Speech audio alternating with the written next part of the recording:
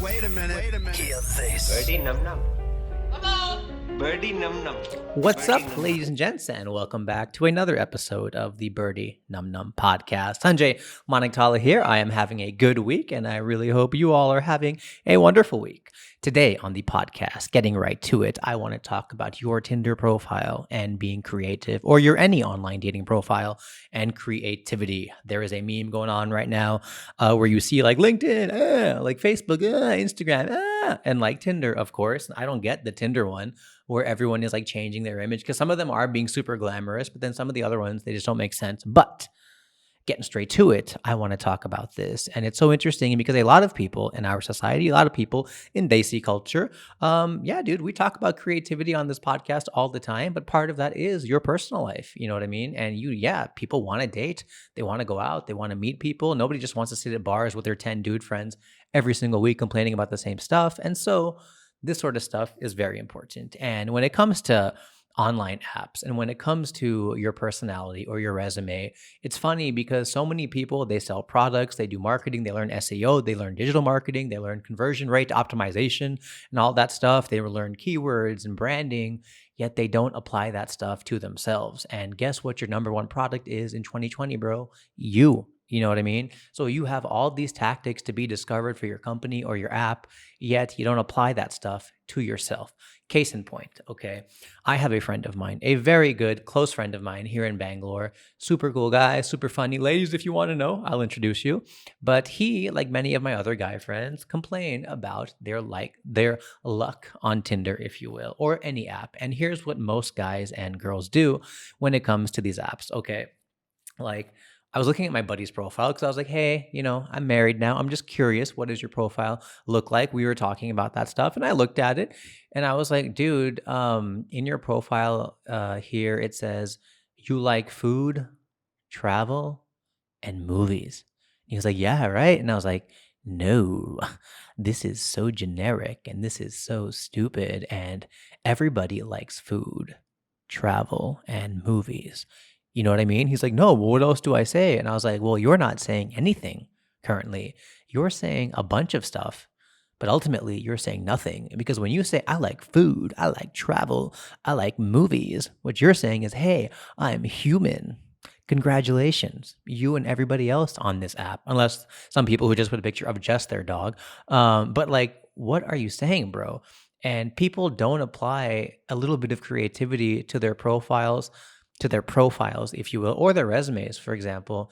And it's like, why are you not doing this? And the interesting thing about these apps is it's so easy to just think a little bit about this sort of stuff. Like spend an hour if you have to, get a friend to do it, get somebody in copywriting or marketing or look online for examples. But like there's a term I just talked about, conversion rate optimization, which we hear a lot in digital marketing. And dude, as a comedian, as I've talked about before, my main thing is telling jokes. But if nobody is there to hear the jokes, then what does it matter, right? And if nobody is there to watch the videos, like here's something like, dude, I'm on this thing right now where I'm trying to post every day on Instagram, trying to be very active. And I'm posting stuff that was like a 2-year-old tweet or a 3-year-old tweet that I had got like 30 likes on in like 2016.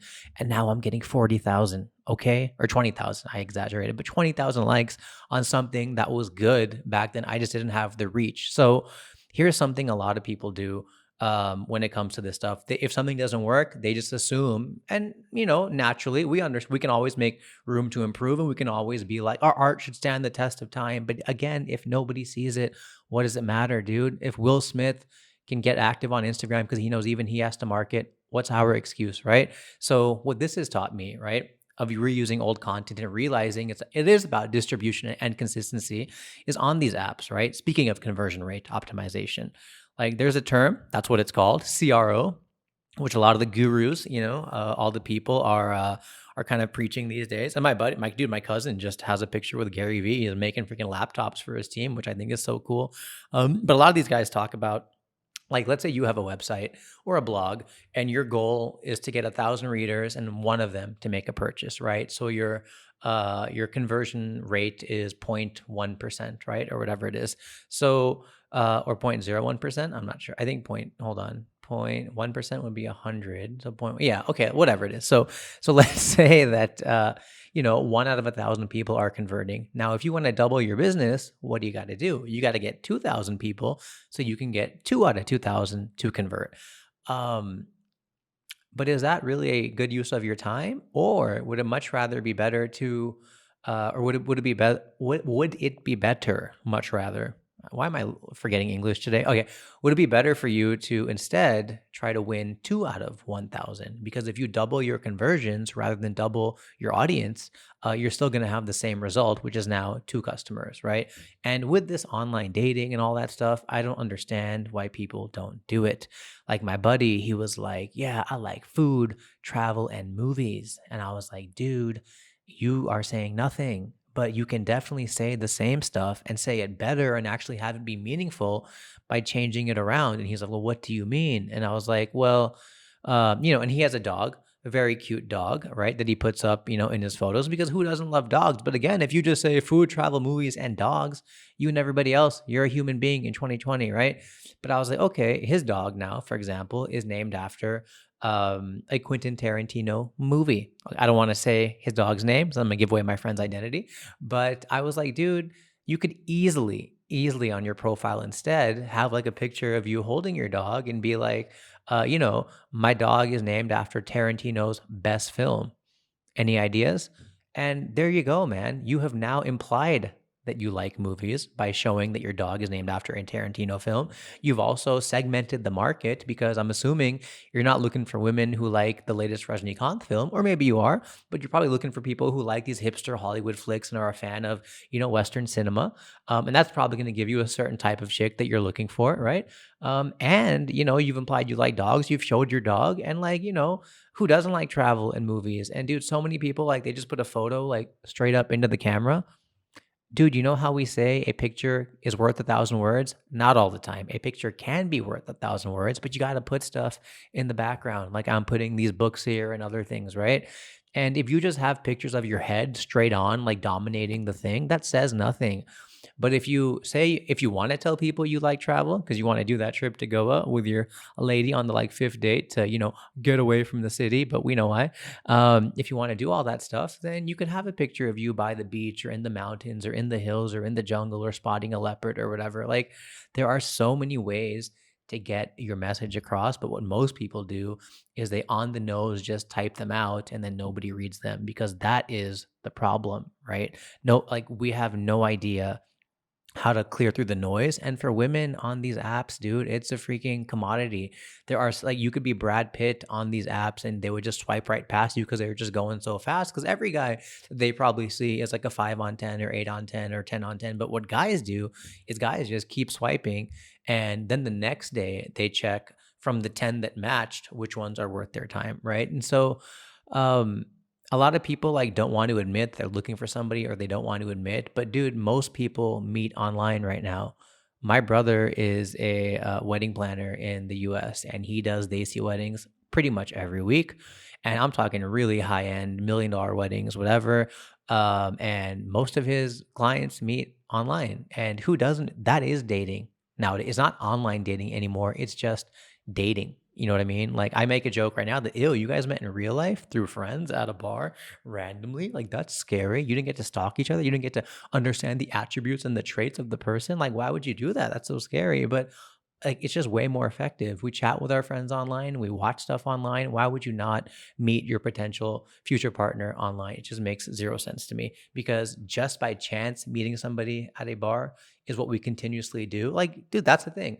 Just like the yellow pages don't exist anymore, just like it doesn't make sense to really do cold calling as much, although WhatsApp is still very popular for direct communication. Like how we laugh at people who are doing outdated business strategies. Well, I'm laughing at people who are doing outdated freaking outdated. Get it?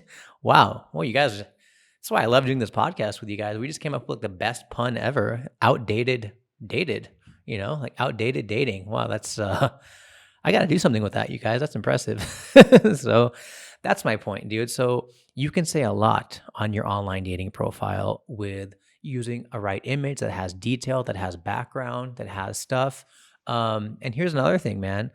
A lot of these companies are data driven companies. We have talked about this many times on the podcast, but data driven, what does that mean? Data driven. Okay. I want to make sure my freaking sound data is recording. Okay, it is. Like, data driven means that the algorithms and the computers, they know you better than you know yourself.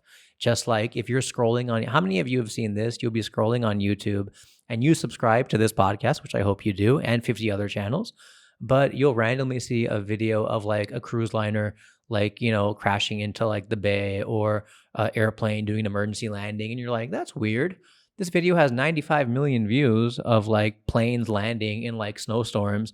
I don't subscribe to this channel, but I did not know Sanjay has put out 5 new podcasts in the last 5 weeks. That's odd. It's not odd, because what YouTube is doing is they know you may not always be in the mood to hear me for like 15 minutes, because maybe you're driving, or maybe you're bored, or maybe you're not in the mood for a little bit of productivity punch, but that's fine. I'm okay with that.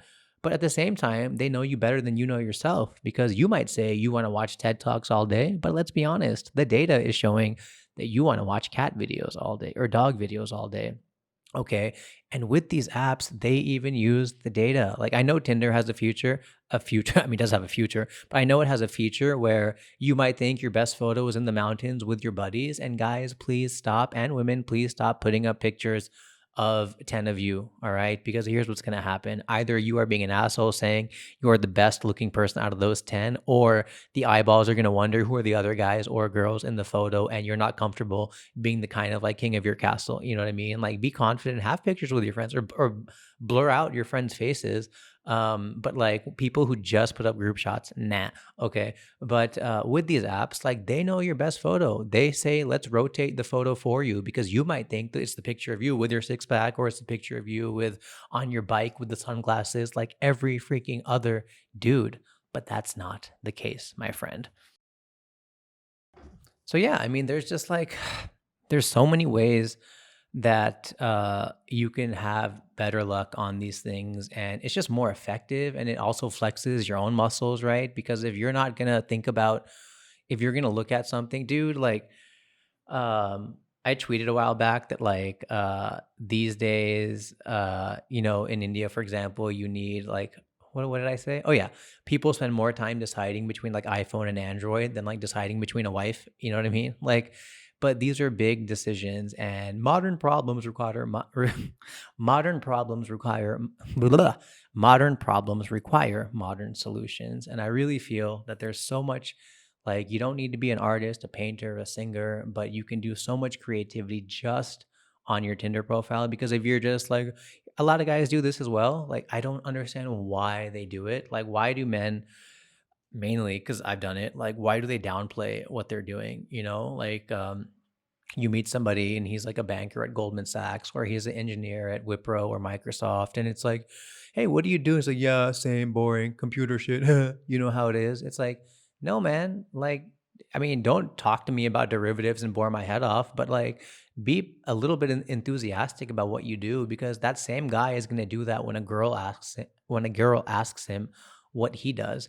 And that's not attractive. It's fine. We all have boring jobs and work on spreadsheets and sit in cubicles. But if you're going to be down about it, whereas you might meet another girl who's like a marketing VP or like whatever, and maybe she also hates her job too, but she's like, oh yeah, I help brands with something, something, but you can tell she's not like embarrassed about it. Or even if she does work at, Infosys or whatever, she's like, yeah, I'm part of a team and we do automation for yada, yada, yada. So, like, online dating is, it's not rocket science, but please, please, please, if things aren't working for you and you feel like they should be, because I have this theory that nobody is inherently ugly. You know what I mean? Online apps, for example, they got a bad rap initially because it was just all about the photo.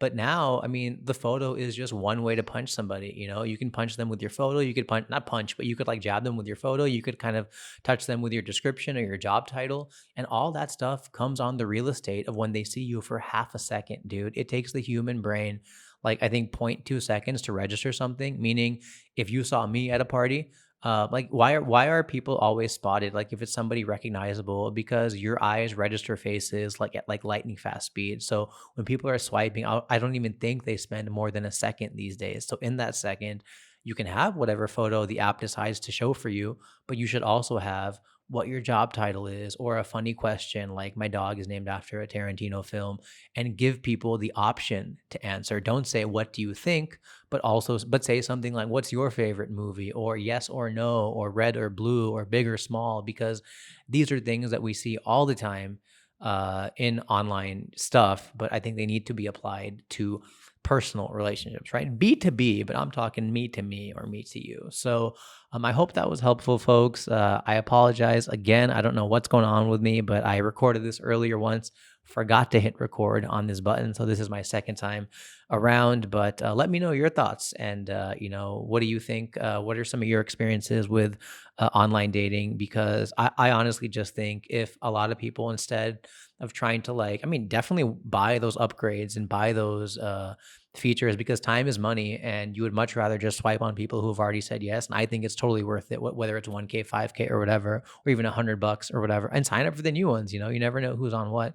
But I really think if people, instead of trying to reach more numbers, just try to maximize the numbers they already had or the opportunities they already had, that everything would just work up just fine. So be a little creative on your own social resume, which is your online dating profile. And yeah, I'd love to hear from you. So thanks so much. I'll see you guys next week.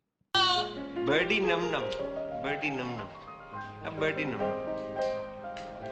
That's